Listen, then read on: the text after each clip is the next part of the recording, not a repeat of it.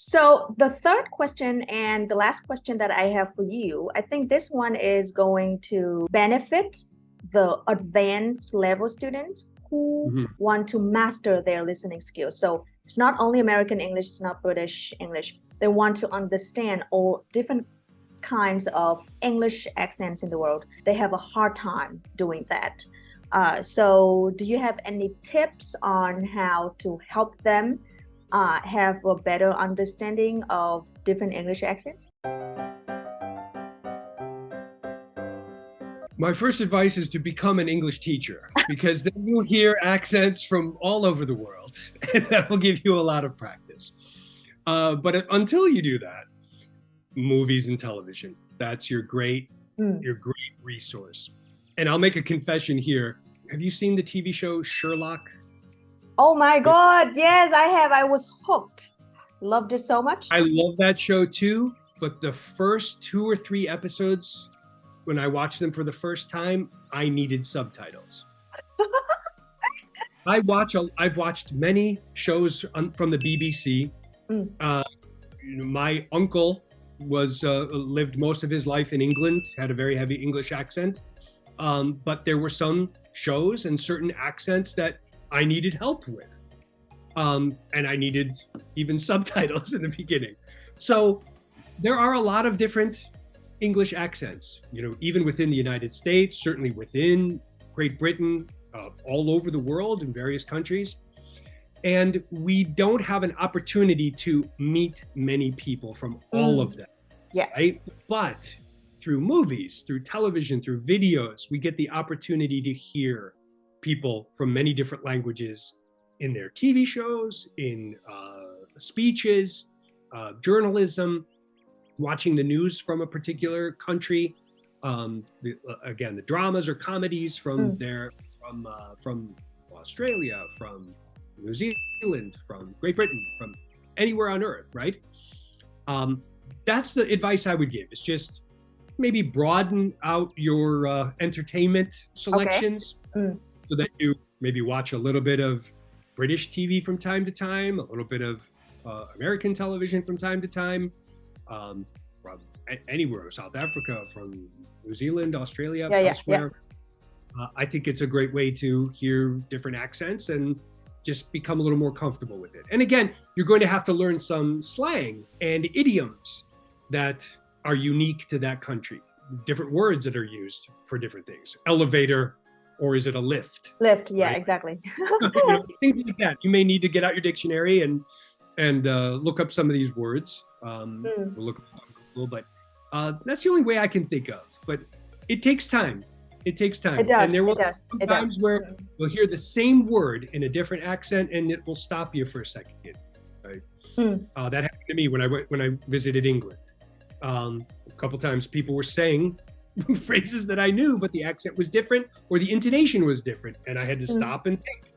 So it happens to everybody. I really love different English accents, because accent is not only about accent, it's about their culture, about their personality, It's about, So when you learn about different accents, you also learn their culture, about their country. So that's what I love. But one thing I think I should add, I want to add is that, so when a lot of people hear different difficult or heavy accents, the first reaction that they have is, oh, their English is not good. Their accent is too strong. It's not the neutral accent. It's not American accent. It's not British accent. That happens to a lot of people who speak to Indians.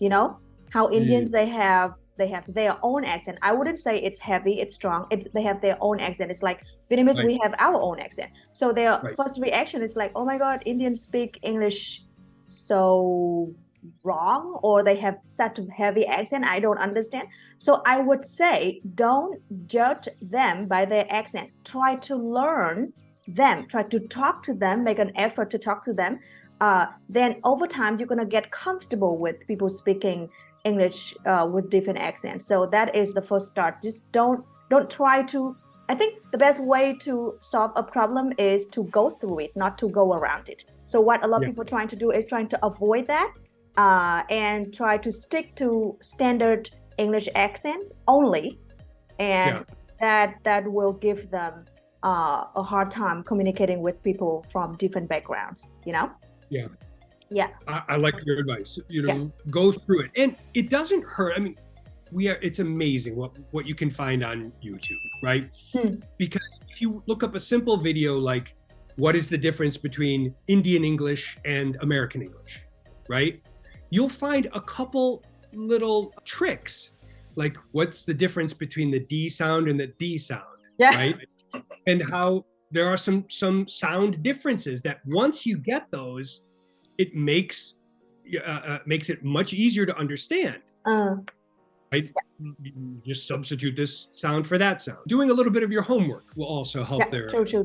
Yes. I just love different accents. Yes. And it's just as old as American English. I mean, it's not that it derived from anything else. It's just a different accent. Yeah.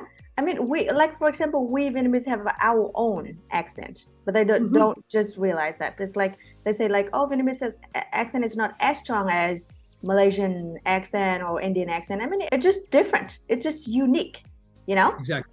Yeah, you have to listen and try to understand them, not judge them like I used to sometimes in the past. I'm sorry. And I think the most important thing is we try to be clear wherever we are speaking. True, right? True, yes. And understandable to whomever we are speaking.